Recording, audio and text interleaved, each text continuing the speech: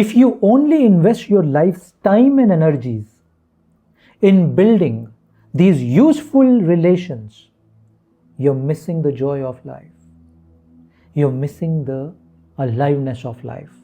You're replacing meaningful relations with useful relations. And that's what we've cultivated in an entire life and career, unfortunately. If I ask you another blunt question, do you know what is the population of Earth today? 8.2 billion people. How many sacred friendships that you have today? Think about this. Don't give me the answer. Answer yourself. Let me explain you what I mean by when I say sacred friendship. Where, number one, there is no judgment. You don't judge your friend doesn't judge you. Where there is no vulnerability, or you don't hide your vulnerability. If you're vulnerable, you show it to your friend. There is no fear in asking for support or help.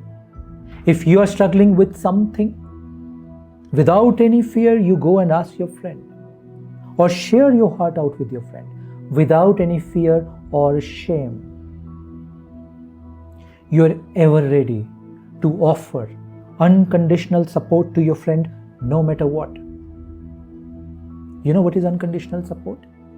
When you're willing to sacrifice something important to you for the sake of your friend or for the sake of this sacred friendship. If you really look at it, these are 4 or 5 things that we expect from the world. That don't judge me, trust me, I don't want to have fear or shame in my heart, support me, sacrifice something for me when I need it. This is what you expect from the world. But you don't offer this back to the world. Unfortunately, my friends, you know what has happened? I go to various forums, professional bodies, professional forums. We meet people there for professional networking.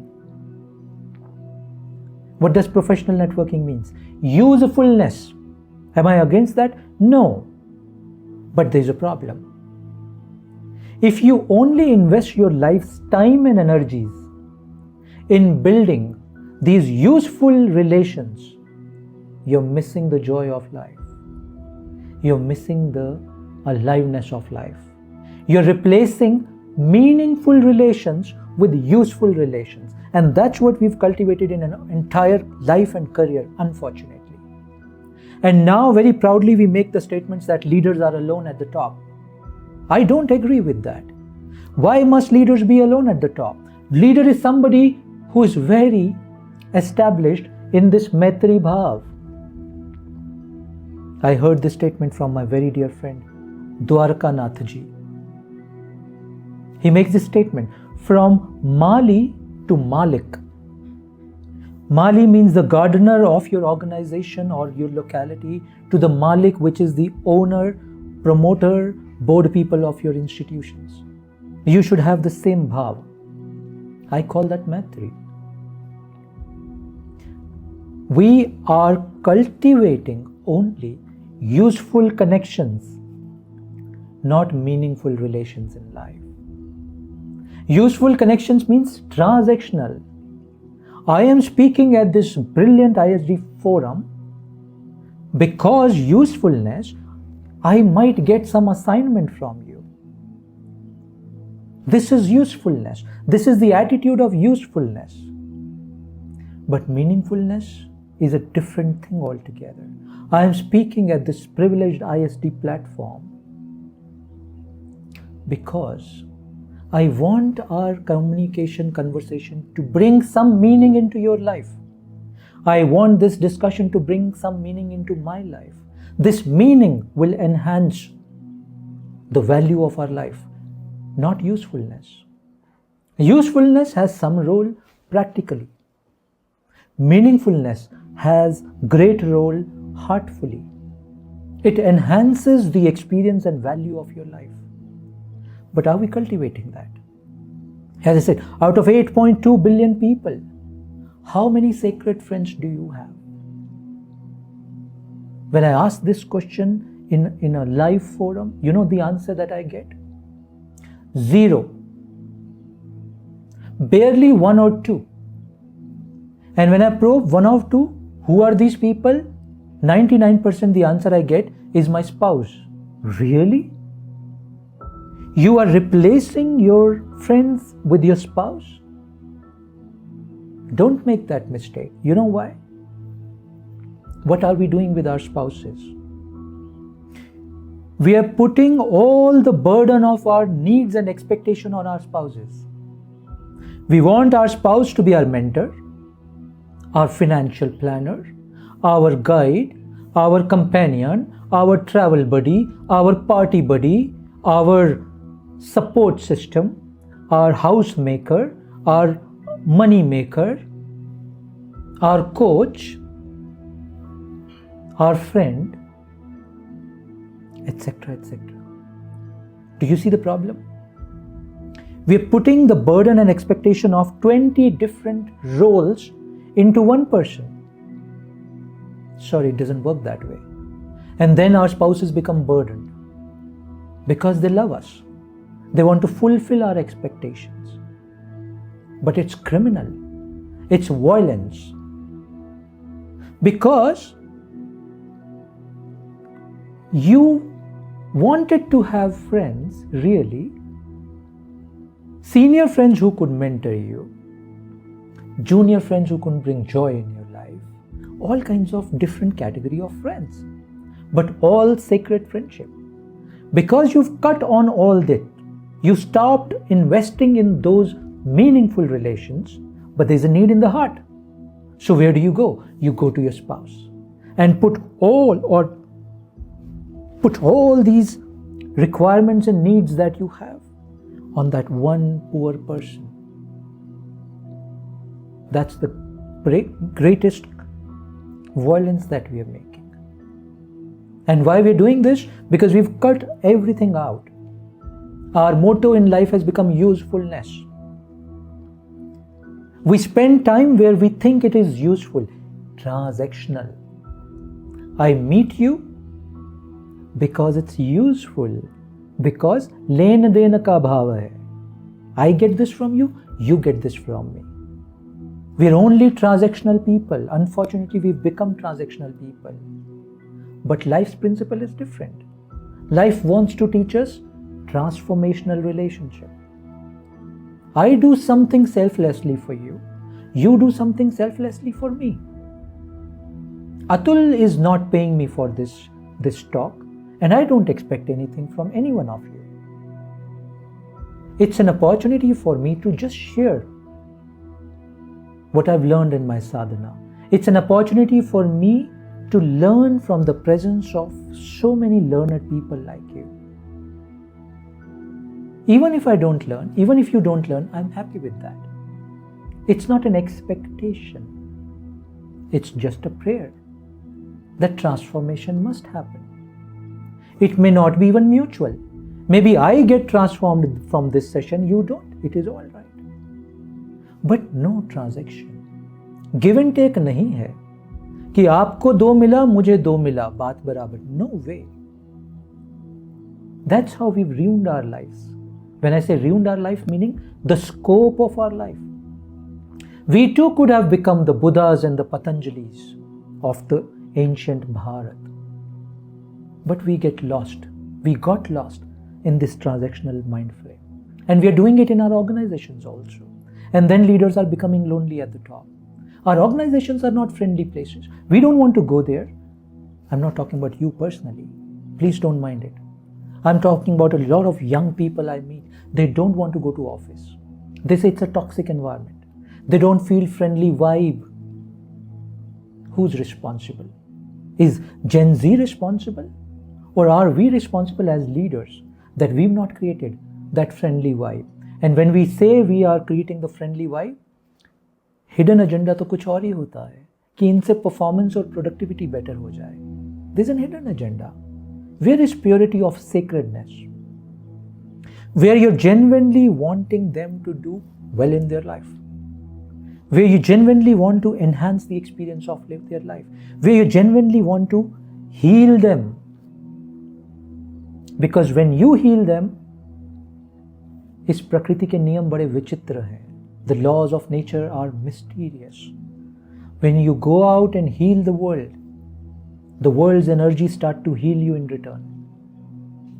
Though your intention is not transactional, but nature takes care of you. Nature is conscious and interested in your well-being. Let me give you an example, bring some science into it. Many decades ago, they did a fantastic experiment with rats. So what they did, they brought a set of rats into a controlled environment. And they kept 2 sets of water dishes there.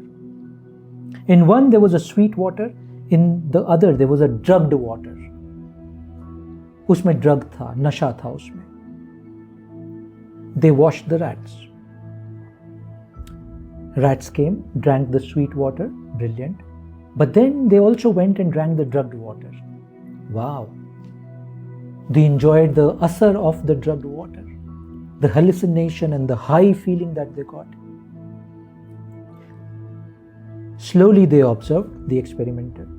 All the rats started going to the drugged water only. All of them became addicted to the drug because this drug was giving them a sense of aliveness.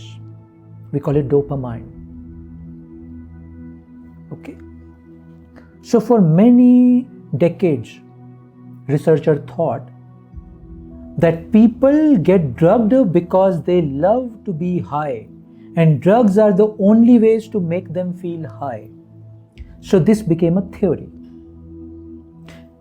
Few years ago, some researchers said, no, there's a problem with this experiment. We need to repeat the experiment. You know what was the problem with the experiment? Okay, let me tell you what they did in the second set of experiments. They didn't bring the rats into a controlled environment. They let the rats be in their natural habitat, where rats were enjoying with their friends. Rats were feeling high with their friends. Rats were quite alive. So they kept these 2 sets of water. Rats came, drank the sweet water, enjoyed it. Then rats came and tasted the drugged water. They felt high, but they didn't go back to the drugged water. You know why? Because they were in their natural environment, where they were with their community, their folks, their friends. They were having a good time.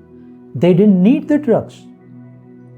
The dopamine or the aliveness which the drug was giving, they were getting from the natural behavior, from the natural sources.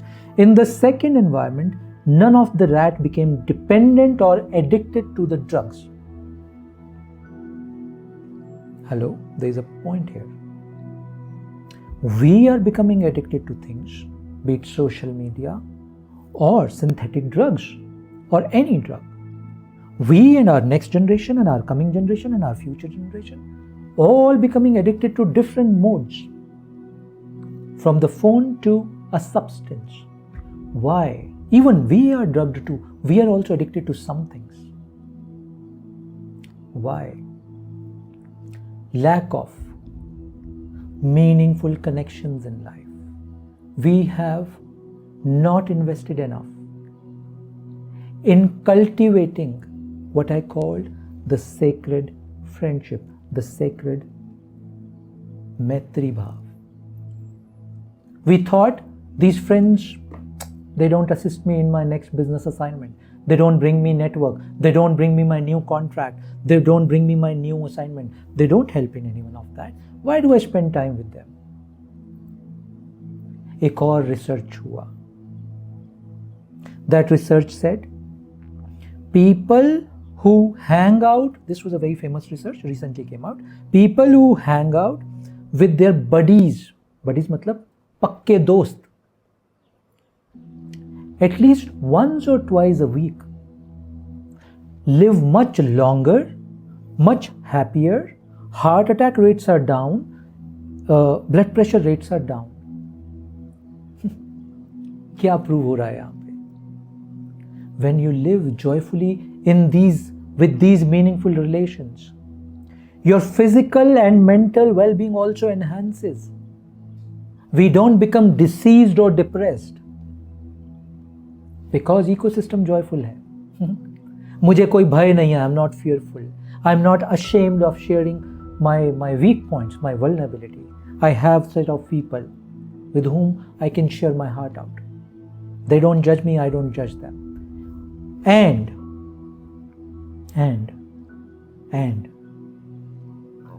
I know that I am